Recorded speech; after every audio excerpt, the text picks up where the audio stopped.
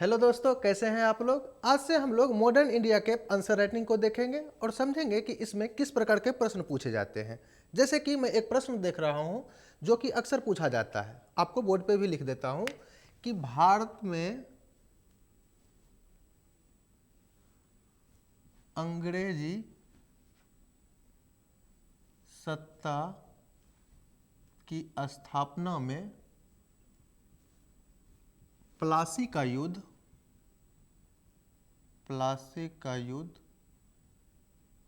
कैसे एक निर्णायक मोड़ सिद्ध हुआ। तो इसमें कौन कौन से पॉइंट आने चाहिए यहाँ पे आपको वो बताना है। आप लोगों को पता होना चाहिए कि प्लासी का युद्ध 23 जून 1757 को हुआ था और ये किसके बीच में हुआ था। तो उस समय बंगाल के नवाब सिराजुद्दौला और अंग्रेज जो गवर्नर थे उस समय, उनका नाम था रॉबर्ट क्लाइव। इन दोनों के बीच ये युद्ध लड़ा गया था। इसमें बंगाल के जो नवाब हैं उनकी पराजय हो जाती है और इसी युद्ध के पश्चात इनकी मृत्यु भी हो जाती है। इस वजह से आप देखोगे कि ये क्वेश्चन अक्सर पूछा भी जाता है, क्योंकि इसी के पश्चात आप देखोगे जब बंगाल का विजय अंग्रेजों के द्वारा किया जाता है तो लगभग ये तय हो जाता है कि अंग्रेज अब जो है भारत में सबसे शक्तिशाली बन के उभर रहे हैं। क्योंकि ऐसा है कि उस समय पुर्तगाली, डच, फ्रांसीसी सभी मौजूद थे, लेकिन किसी न किसी रूप में ये लोग कमजोर हो गए थे। और जो ही अंग्रेजों के द्वारा बंगाल वाले क्षेत्र में विजय प्राप्त किया जाता है तो यहां से जो रेवेन्यू आता है उसके पश्चात इन्होंने अपने सैन्य संगठन और व्यापार को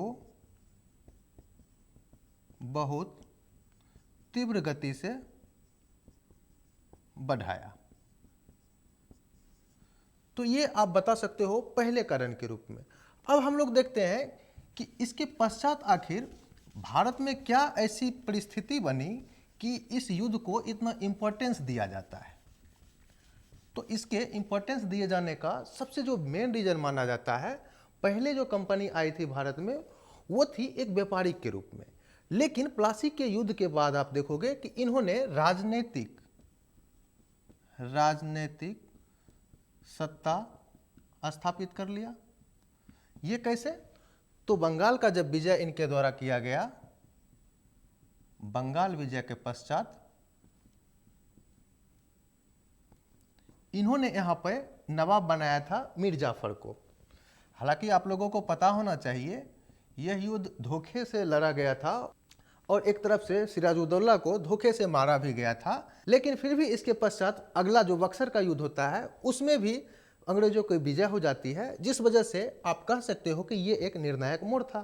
तो इसके बाद क्या होता है कि अंग्रेजों के द्वारा कठपुतली शासक बनाया जाने लगता है। ये कैसे? तो भले ही जो नवाब होते थे वो भारतीय थे, लेकिन यहां से जो रेवेन्यू कलेक्ट किया जाता था उसके ऊपर पूरा ईस्ट इंडिया कंपनी का अधिकार हो गया था। ईस्ट इंडिया कंपनी, वैसे तो अगर कहा जाए तो इस समय कंपनी ने अपने हाथों में डायरेक्ट नहीं लिया था, बल्कि यहां पे एक उन्होंने उपनवाब का पद सृजित किया था। इसी के द्वारा इन्होंने रेवेन्यू को कलेक्ट करना आरंभ कर दिया था। और इसी के साथ आप देखोगे तो भले ही नाम मात्र का शासक मीर जाफर हुआ करता था, लेकिन ये जो उपनवाब था वही यहाँ पर प्रशासन भी चलाता था। तो ये बात आपको यहाँ पे लिखना होगा। तीसरा पॉइंट अगर बात करें यहाँ पर, तो आप देखोगे जो बंगाल से जो रेवेन्यू आता था उसके ऊपर भी एक तरह से कंपनी का कब्जा हो गया। इसका मतलब क्या हुआ? जो दीवानी अधिकार प्राप्त, दीवानी अधिकार प्राप्त, ये आप तीसरे पॉइंट के रूप में बता सकते हो। ये कैसे? तो बंगाल में राजस्व के ऊपर नियंत्रण। इससे क्या हुआ? तो यहां से जो इनको रेवेन्यू प्राप्त हुआ उसकी सहायता से इन्होंने अपने सैन्य व प्रशासनिक ढांचा को मजबूत किया। यह भी एक पॉइंट बन जाता है। ये कैसे? तो इन्होंने अपने सेना को आधुनिकीकरण किया,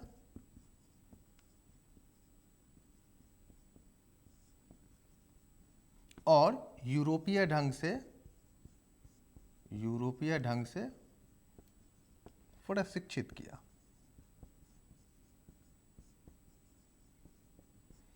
जिस वजह से क्या होता है कि आगे जो भी यूरोपीय शक्तियां थी, यूरोपीय शक्तियां, खास करके आप देखोगे एक ही मात्र बच गया था, फ्रांसीसी,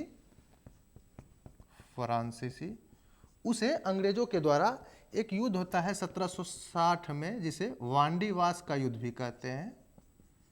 इस युद्ध में पराजित करता है और एक प्रकार से सारे यूरोपीय शक्ति यहाँ पे कमजोर हो जाते हैं और अंग्रेज यहाँ के बाद से बढ़त बनाते ही चले जाते हैं। तो यहाँ एक प्रकार से बता सकते हो कि प्लासी के युद्ध ने अंग्रेजों को कैसे जो है आगे भारत पर नियंत्रण करने के लिए स्ट्रॉन्ग किया। और भी जैसे हम कुछ बात करें तो आप इसमें बता सकते हैं कि प्लासी के युद्ध के पश्चात भारतीय जो शासक वर्ग थे उनके ऊपर मनोवैज्ञानिक प्रभाव पड़ा। भारतीय शासक के ऊपर मनोवैज्ञानिक दबाव। इसका मतलब क्या हुआ? तो इसके पश्चात जो भारतीय शासक थे, चूंकि उनमें एकता की कमी थी, तो वो अंग्रेजों के साथ सहायक संधि से जुड़ने लगे, इसका मतलब क्या होता था? तो इसके द्वारा ये होता था कि अंग्रेज प्रस्ताव देता था राज्य को कि या तो वो उसके साथ युद्ध करे, नहीं तो वो अपने राज्य में एक अंग्रेजी रेजिमेंट रखने की सिफारिश को मान ले। इसके साथ होता यह था कि अंग्रेजों की बात इनको मानना पड़ता था। मतलब ये हुआ कि जो कूटनीतिक शक्ति होती थी उसके ऊपर अंग्रेजों का नियंत्रण हो जाता था।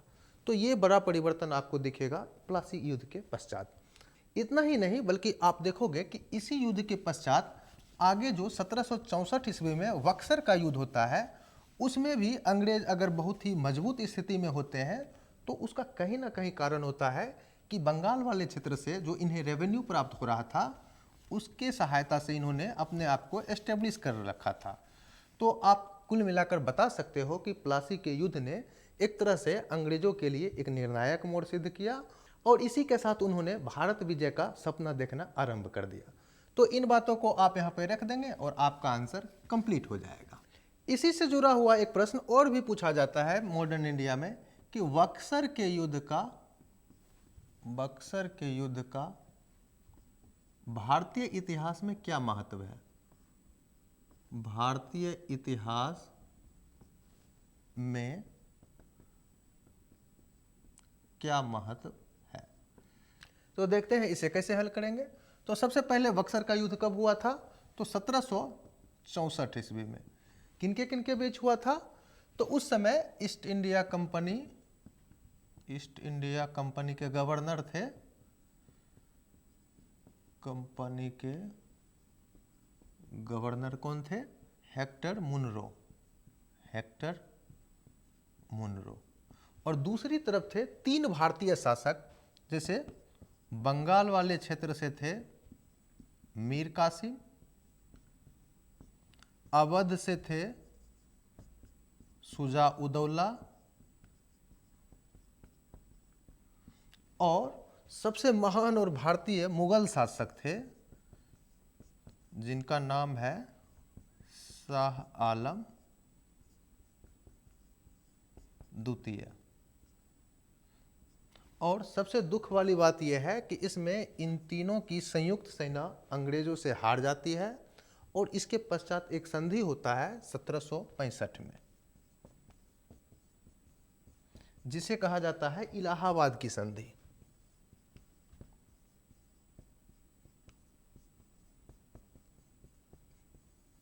यह संधि अलग अलग किया जाता है मुगल शासक शाह आलम द्वितीय के साथ भी और अवध के शासक शुजा उद दौला के साथ भी। और इसी के पश्चात आप देखोगे कि एक तरह से मुगल शासक शाह आलम द्वितीय अंग्रेजों के पेंशनर मतलब पेंशन भोगी बनकर रह जाते हैं। यानी एक तरह से जो लीगेसी उनकी चली आ रही थी अब धीरे धीरे समाप्त होने लगी थी। तो ये सबसे बड़ा परिवर्तन आता है इतिहास में बक्सर युद्ध के बाद। तो यहाँ पे आप ये पहला पॉइंट के रूप में बता सकते हो। उसके बाद आप ये बता सकते हो कि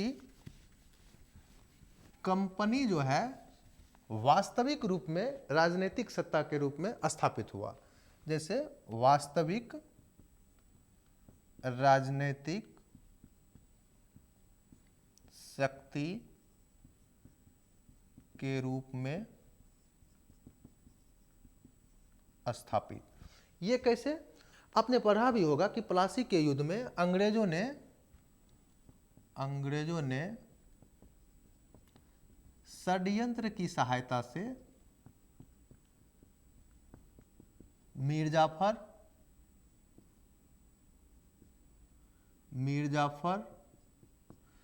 और भी वहां के जो प्रमुख अधिकारी थे जैसे कि जगत सेठ, इस सब को मिलाकर जो है इन्होंने प्लासी के युद्ध में जीत हासिल की थी।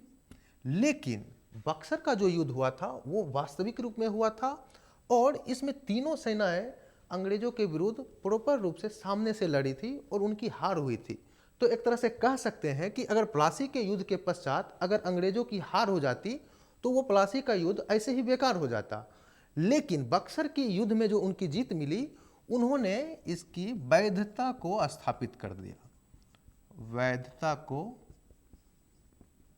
स्थापित कर दिया। तो ये आपका पॉइंट बनना चाहिए। दूसरा पॉइंट ये आप देखोगे कि इसी के पश्चात भारत में इनके द्वारा द्वैध शासन की स्थापना की गई। द्वैध शासन ये क्या होता है? जैसे कि आप जानते होंगे कि शासन को चलाने के लिए एक होता है जैसे नवाब और दूसरा होता है राजस्व वसूलने के लिए जिसे कहते हैं दीवानी अधिकार। यानी नवाब का काम होता है प्रशासन की देखरेख करना और राज्य में क्या कैसे होना चाहिए उसका निर्धारण करना। और वो कैसे होता है? तो वो अपने राजस्व अधिकारी की सहायता से राजस्व को वसूलते हैं और वसूले गए कर को राज्य के विकास में या फिर कल्याण में वो खर्च करते हैं। लेकिन द्वैध शासन के तहत 1765 से ये लागू किया गया था। तो मेन बात आता है कि आखिर ये द्वैध शासन में हुआ क्या था? तो द्वैध शासन के तहत हुआ ये था कि ये जो पहले से परंपरा चली आ रही थी इसे अंग्रेजों ने परिवर्तन कर दिया। नवाब तो भले ही उन्होंने इंडियन को रहने दिया लेकिन उन्होंने राजस्व के ऊपर अपना एक तरह से कंट्रोल कर लिया। इससे फायदा क्या होता था? चूंकि अंग्रेजों को भारतीय राजनीति की उतनी जानकारी नहीं थी और दूसरी बात जानकारी थी भी तो वो नहीं चाहते थे कि वो अपना नाम को खराब करे और ऐसा ना हो भारतीय राज्य जो है ये बात समझ जाए कि अंग्रेजों का उद्देश्य ये है कि वो धीरे धीरे करके भारतीयों को पराजित करके वो अपने कंट्रोल में लेना चाहते थे। तो उन्होंने डायरेक्ट जो है नवाब जो है कंपनी की तरफ से ना नियुक्त करके भारतीयों को ही रहने दिया। लेकिन उनका जो मेन मुद्दा था यहाँ का राजस्व उनके ऊपर उन्होंने अपना कंट्रोल कर लिया। इसका नुकसान क्या हुआ? तो उन्होंने राजस्व का प्रयोग अपने व्यापार में किया जबकि प्रशासन जो है वहाँ पे भारतीय नवाब ही कर रहे थे। तो यहाँ पर कोई भी वेलफेयर कार्य नहीं किया गया। इससे क्या हुआ? नवाब की बदनामी हुई और वहाँ के प्रजा जो है इनको अपना दुश्मन मानने लगी। लेकिन वास्तविक रूप से तो ये सब कंपनी के पर्दे के पीछे से हो रहा था। तो इसी को जो है नाम दिया गया द्वैध शासन। अगर शॉर्ट में इसे हम कहें तो प्रशासन की जिम्मेवारी किसी और के पास और राजस्व प्राप्त करने की जिम्मेवारी किसी और के पास, तो यही जो है द्वैध शासन कहलाया, यानी दो प्रकार का शासन। अब हम लोग समझते हैं कि इसका तीसरा प्रभाव सबसे बड़ा क्या पड़ा। तो तीसरा प्रभाव यही आप एक पॉइंट बना सकते हैं कि 1765 के बाद यानी जो इलाहाबाद की संधि हुई थी, इलाहाबाद की संधि के पश्चात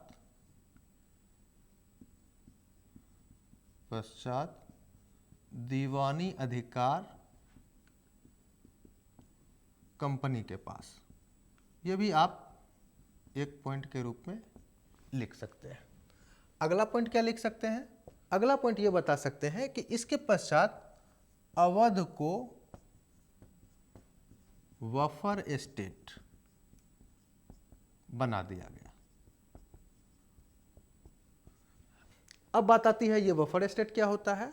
तो बफर एस्टेट ये होता है कि दो शक्तिशाली राज्यों के बीच एक जो है छोटा सा राज्य रखा जाता है जो कि नाम मात्र का स्वतंत्र होता है, और ऐसा इसलिए किया जाता है ताकि इनके राज्यों की सुरक्षा किया जा सके। तो यहाँ पे तीसरा राज्य कौन था, दूसरा राज्य क्या था, आप अभी समझे नहीं होंगे।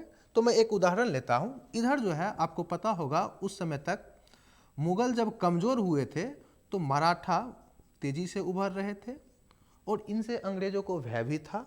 ये मान लीजिए अंग्रेज थे। तो ये अपने आप को सुरक्षित करने के लिए, यानी इन्होंने जो भारतीय क्षेत्र जीता था बंगाल, उसे सुरक्षित रखने के लिए यहाँ पे बीच में अवध को एक जो है स्वतंत्र राज्य नाम मात्र का रहने दिया, ताकि डायरेक्ट जो है मराठा इनके राज्य के ऊपर हमला ना कर सके। तो ये एक प्रकार से वफर राज्य था, यानी नाम मात्र का स्वतंत्र था, लेकिन इसके ऊपर कंट्रोल जो है अंग्रेजों का था। ये यहाँ पर समझना है। पांचवा पॉइंट क्या हो सकता है? तो पांचवा पॉइंट आप ये बता सकते हो कि बक्सर युद्ध के पश्चात मुगल सत्ता कमजोर बोले तो ये एक तरह से अंग्रेजों के नियंत्रण में आ गए थे।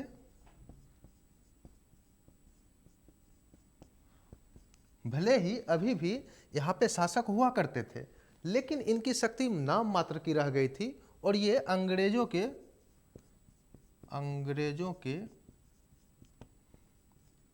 पेंशनर बनकर रह गए थे। तो इतना पॉइंट आप बता सकते हैं कि बक्सर का युद्ध जो है भारतीय इतिहास में क्या इम्पैक्ट डाला।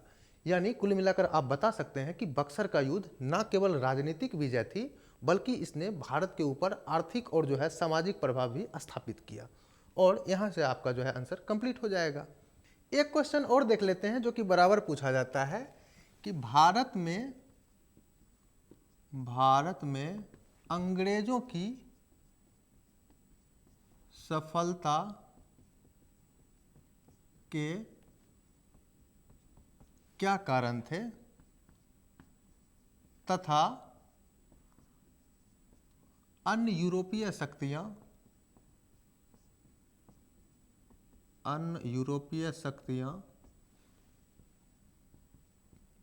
क्यों विफल हो गई। तो अगर ऐसा आपसे पूछा जाए तो आप यहाँ पे क्या बताओगे?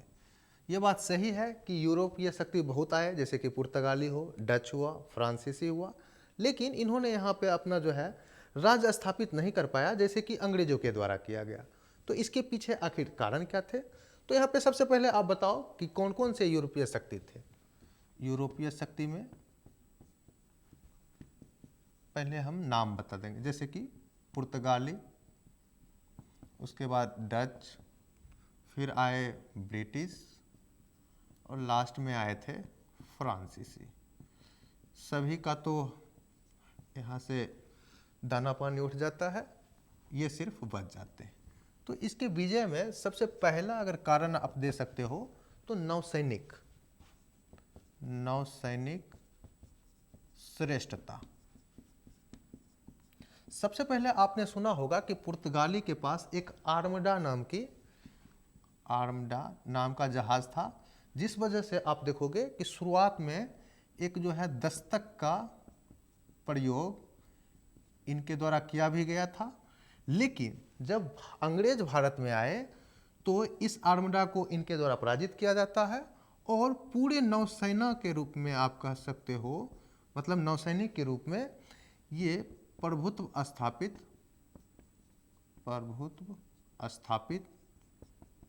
कर लेते हैं।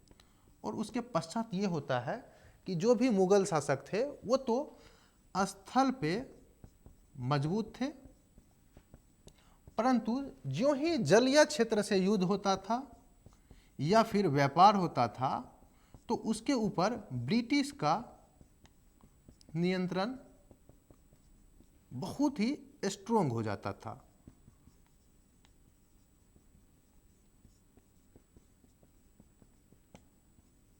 और इस वजह से जो है मुगल इनसे मुकाबला करने में विफल रहे। आपको पता भी होगा कि औरंगजेब के समय में कई बार जो है अंग्रेज अधिकारी उनसे उलझने का प्रयास भी किए, लेकिन स्थलीय क्षेत्र पर तो औरंगजेब ने इनको पराजित कर दिया था। लेकिन जब वो यहाँ से भाग कर समुद्र में शरण ले लेते थे तो फिर देखेंगे कि मुगल शासक इनको जो है ऐसे ही छोड़ देते थे। हालांकि उस समय औरंगजेब बहुत ही ताकतवर था, तो अंग्रेज इस बात को समझते थे और उस समय इन्होंने कोई नया कदम नहीं उठाया और ना ही भारतीय क्षेत्र में ज़्यादा हस्तक्षेप करने का प्रयास किया। लेकिन जब इन्हें पता चला कि इसके बाद उतने योग्य अधिकारी नहीं हैं, उतने योग्य शासक नहीं हैं, तो फिर इन्होंने अपने पैर को फैलाना आरंभ किया। उसके बाद आपको तो पता ही है, जब औरंगजेब की मृत्यु हो जाती है और मुगल शासक कमज़ोर होते हैं तो अंग्रेजों के द्वारा भारतीय क्षेत्र में हस्तक्षेप करना आरंभ होता है। इसका सबसे पहला उदाहरण मिलता है कर्नाटक के युद्ध में, जो कि आपको पता होगा कि उत्तराधिकार का जब संघर्ष छिड़ा था तो एक तरफ से फ्रांसीसी तो दूसरे तरफ से अंग्रेज इसमें हस्तक्षेप किए थे। उसके पश्चात मैसूर का युद्ध हो, चाहे मराठा के साथ हो या फिर बंगाल का युद्ध हो, धीरे धीरे करके उन्होंने अपना हस्तक्षेप बढ़ाना आरंभ कर दिया। तो ये आप यहाँ पे बता सकते हो। तो यहाँ पर आपका पहला पॉइंट होना चाहिए, इसकी नौसैनिक श्रेष्ठता ने इसको विजय की ओर आगे बढ़ाया। दूसरा पॉइंट में आप ये बता सकते हो कि इनकी वित्तीय स्थिति। दूसरा पॉइंट में आप बता सकते हो बंगाल विजय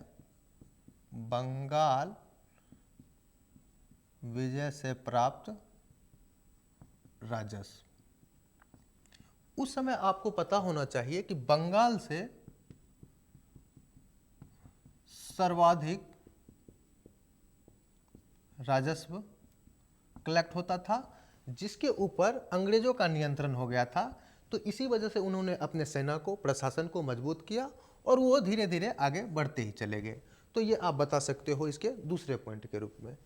तीसरा पॉइंट आप बता सकते हो अंग्रेजों की सफलता के पीछे तो उनका जो है एक सैन्य अनुशासन व यूरोपीय ढंग से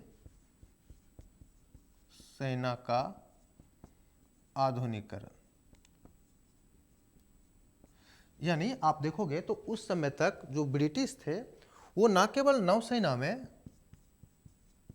बल्कि स्थल सेना और वायुसेना के रूप में भी बहुत ही अव्वल दर्जे के थे। तो इस वजह से इन्होंने भारत में भी अपना वर्चस्व स्थापित करने में सफलता हासिल की। चौथा पॉइंट बता सकते हो आप ब्रिटिश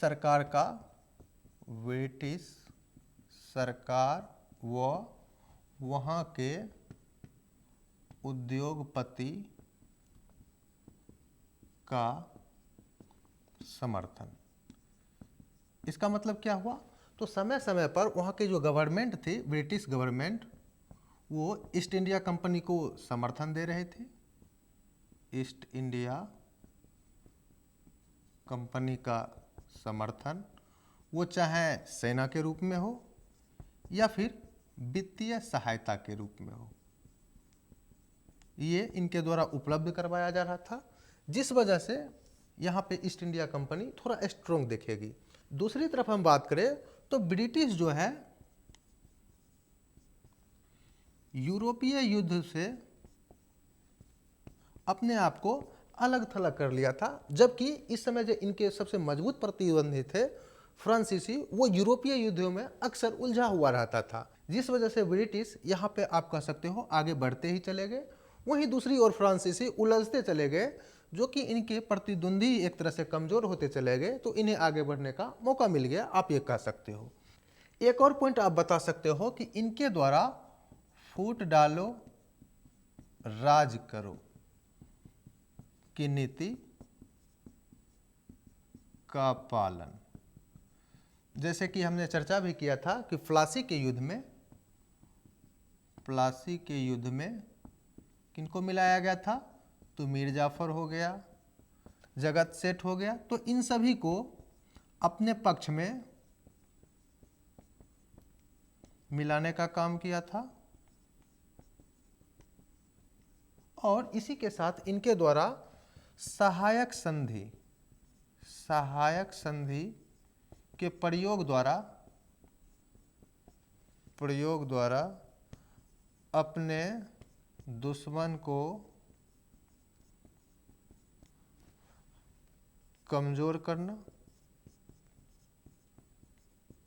तो ये सब पॉइंट आप बता सकते हो कि अंग्रेजों के विजय में कहीं ना कहीं ये सभी कारक काम कर रहे थे। कुछ पॉइंट हम लोग बात कर लेते हैं कि आखिर अन्य जो यूरोपीय थे उनमें कमी आखिर क्या थी कि वो लोग विफल हो गए। हम ज़्यादा नहीं, एक एक पॉइंट लेंगे। जैसे कि पुर्तगाली की बात करें तो पुर्तगाली आप देखोगे अगर ये विफल हो गए तो इनके पीछे था इनका नौसेना कमज़ोर हो गया था, बाद में नौसेना कमज़ोर।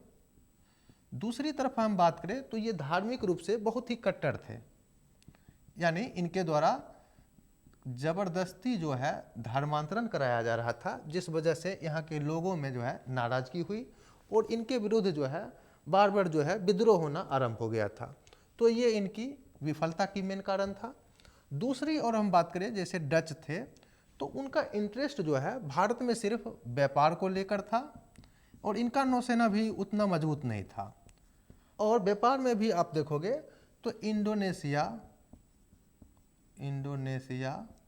और मलेशिया के साथ इनका जो है व्यापार धीरे धीरे बढ़ रहा था और भारतीय क्षेत्र से इनका जो है इंटरेस्ट कम हो रहा था, जिस वजह से आप देखोगे कि ये जो है यहाँ से पीछे हो जाते हैं। सबसे जो मेन इनको जो प्रतिस्पर्धा दिया था वो था फ्रांसीसी। लेकिन फ्रांसीसी का सबसे मेन जो प्रॉब्लम था वो एक सरकारी कंपनी थी, जिस वजह से क्या होता था कि कोई भी अगर घटना यूरोप में हो तो सीधा इम्पैक्ट जो है फ्रांसीसी के ऊपर पड़ता था। और दूसरी बात आप देखोगे तो यहाँ पे कोई संगठनात्मक ढांचा नहीं था, यानी यहाँ पे मैं कहना ये चाह रहा हूँ, जैसे आप ब्रिटिश को देखोगे, चाहे वो रॉबर्ट क्लाइव हो, कॉर्नवालिस हो, लॉर्ड हेस्टिंग्स हो, एक के बाद आपको देखेंगे बेहतर से बेहतर प्रशासक आपको मिल जाएंगे। वहीं फ्रांसीसी में देखोगे तो डुप्ले के अलावा कोई भी दूरदर्शी अधिकारी आपको देखने को नहीं मिलेंगे, क्योंकि आपको पता है जो वहाँ पे सरकारी कंपनी थी तो वो शासक जो होते थे वो अपने ढंग से यहाँ पे नियुक्ति करते थे, जबकि अंग्रेज जो अधिकारी थे यहाँ पे विशेष रूप से जो प्रशिक्षित होते थे उन्हें ही नियुक्त किया जाता था।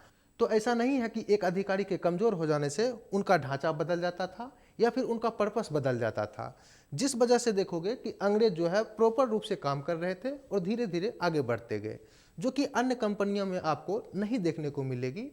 यही कारण है कि अंग्रेज जो है दिन प्रतिदिन सफल होते गए और अन्य जो यूरोपीय कंपनी हैं वो धीरे धीरे विफल हो गए और उनका भारत से पत्ता साफ हो गया। तो इन सभी बातों को आप यहाँ पर रख देंगे और आपका आंसर कंप्लीट हो जाएगी। तो इस प्रकार से हम लोगों ने देखा कि अगर इस प्रकार के प्रश्न पूछे जाएंगे तो आपको आंसर किस प्रकार से लिखना है।